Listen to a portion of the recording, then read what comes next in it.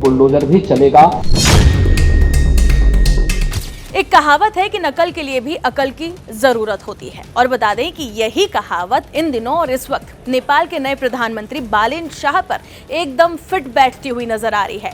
जब से ही नेपाल में बता दें कि इन्होंने अपनी सरकार को बनाया है, तब से ही इन्होंने एक के बाद एक ऐसे फैसले लिए हैं जिन्होंने न सिर्फ सुर्खियां बटोरी, कई हेडलाइंस इन्होंने बटोरी, बल्कि कई बड़ी कंट्रोवर्सीज भी खड़ी कर दी है।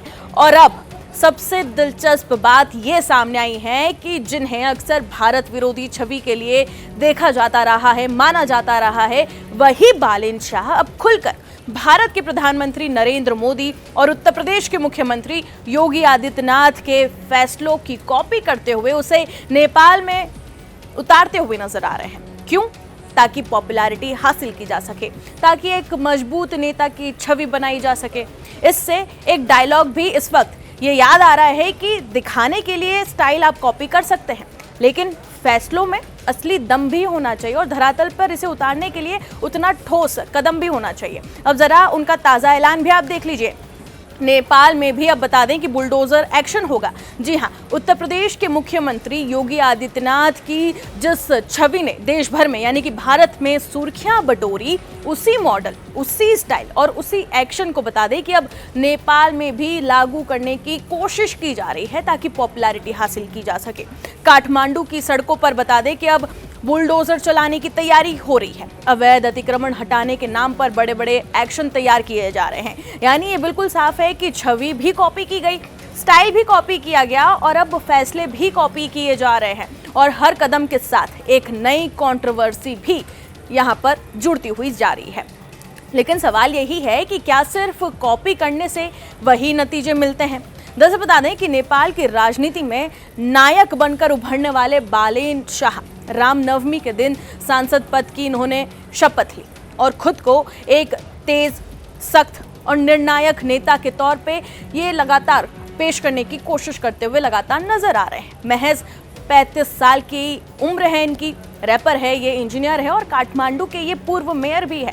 लेकिन सत्ता में आते ही जो फैसले इन्होंने लगातार लिए, उन्होंने जमकर तारीफें बटोरी। उतना ही नहीं, कंट्रोवर्सी भी इसके साथ साथ इनके फैसलों ने पैदा कर दी। काठमांडू में अतिक्रमण के खिलाफ बुलडोजर अभियान यहां पर शुरू किया गया बालेन शाह की तरफ से। तकूचा नदी के किनारे से अवैध कब्जे हटाए गए हैं। होटल, रेस्टोरेंट, कारोबारी, कई लोगों पर कार्रवाई हुई है। डिजिटल होर्डिंग्स हटाए गए हैं और इतना ही नहीं, टैक्स वसूला जा रहा है। कहावत है कि लोहे को लोहा ही काटता है, लेकिन बिना सोचे समझे चलाया गया लोहा कंट्रोवर्सी भी बढ़ा सकता है और यहीं से विवाद और भी ज्यादा बढ़ गया है। कई लोगों ने यहाँ पर ये आरोप लगाए हैं कि कार्रवाई में पारदर्शिता की कमी है। यहाँ पर पूरी डिटेल्स नहीं की गई, रिसर्च नहीं की गई। कुछ फैसले जल्दबाजी में लिए गए हैं नेपाल में और कई जगहों पर नियमों से ज्यादा इमेज बिल्डिंग की तरजीह दी गई। यानी कि बता दें कि एक्शन ज्यादा है, सिस्टम कम और कंट्रोवर्सी और भी ज्यादा। अब बड़ा सवाल यह है कि क्या ये वाकई प्रशासनिक सुधार है या सिर्फ एक सख्त नेता की छवि बनाने की कोशिश की जा रही है, सिर्फ इसीलिए? क्योंकि संकेत ये बिल्कुल साफ है कि बालेन शाह सिर्फ फैसले नहीं ले रहे, बल्कि एक इमेज गढ़ने में भी लगातार लगे हुए हैं, जिसके साथ कंट्रोवर्सी लगातार जुड़ती जा रही है एक के बाद एक। और उस इमेज का ब्लूप्रिंट कहीं ना कहीं भारत से लिया गया नजर आता है। सोशल मीडिया पर एक डायलॉग इस वक्त खूब वायरल हो रहा है, अब खेल बदलेगा क्योंकि खिलाड़ी बदल चुका है। लेकिन इस डायलॉग ने कई सवाल ये भी खड़े कर दिए हैं कि क्या सिर्फ खिलाड़ी बदलने से खेल भी बदल जाता है या फिर हर नए फैसले के साथ नई कंट्रोवर्सी ही जुड़ती जाएगी।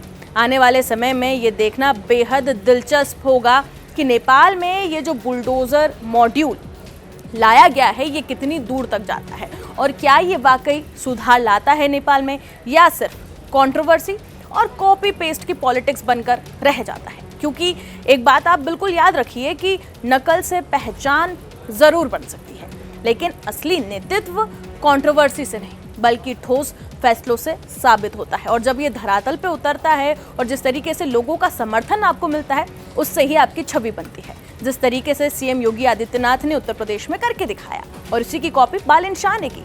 इस पूरी रिपोर्ट पर आपकी क्या राय है, कमेंट सेक्शन में जरूर बताएं और बाकी तमाम खबरों के लिए जुड़े रहे जी न्यूज़ के साथ।